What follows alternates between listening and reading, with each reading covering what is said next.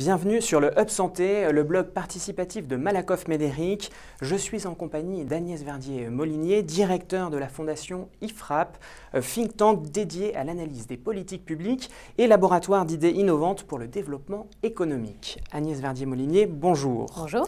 Alors, nous allons parler de la qualité des soins dans le système de santé en France. Première question, quel est l'état des lieux ? Bien, la qualité n'est pas mauvaise, il ne faut pas non plus complètement taper sur notre système de santé. On sait que s'il nous arrive quelque chose, a priori, on ne sera pas trop mal soigné, même si on est ramassé dans la rue, sur une piste de ski, dans les transports. Voilà.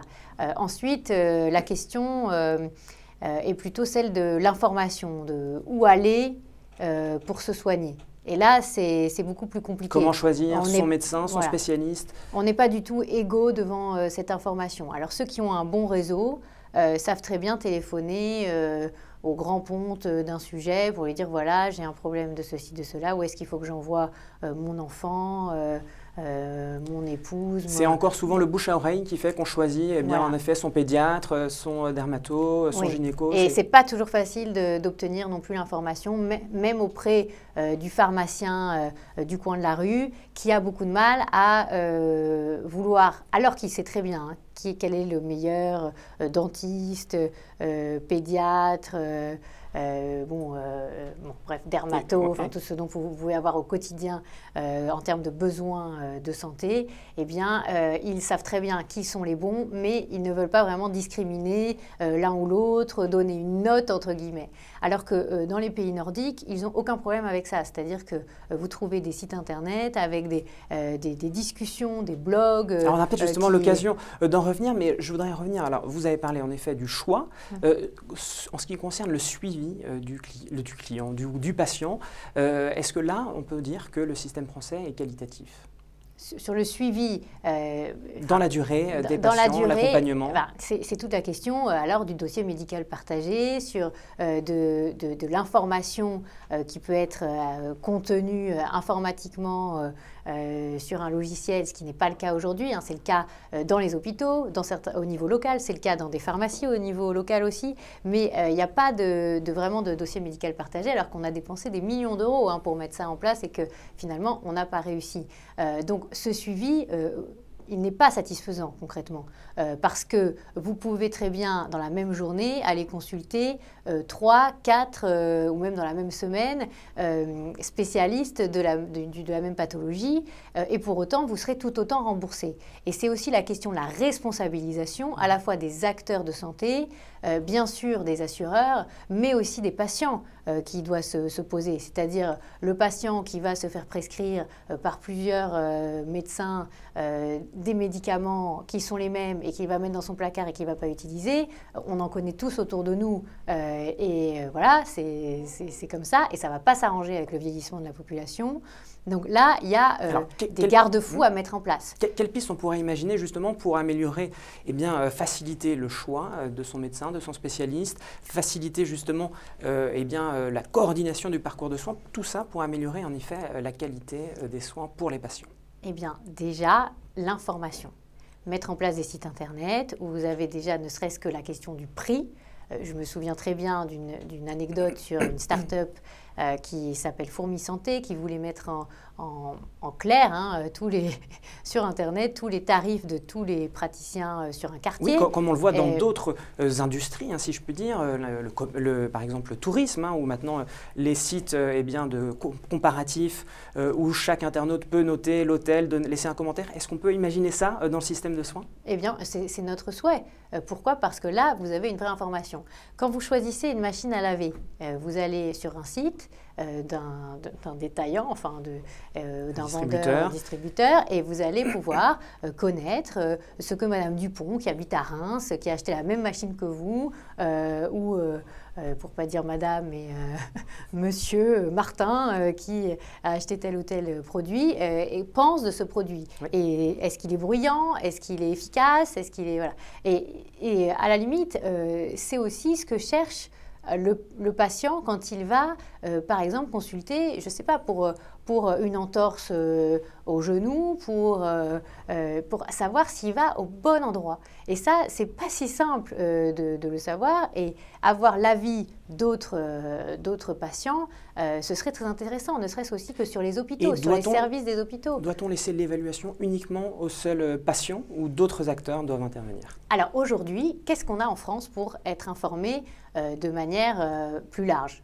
Eh bien, ce sont des classements de grands hebdomadaires. Le Point, l'Express, pour ne pas les citer.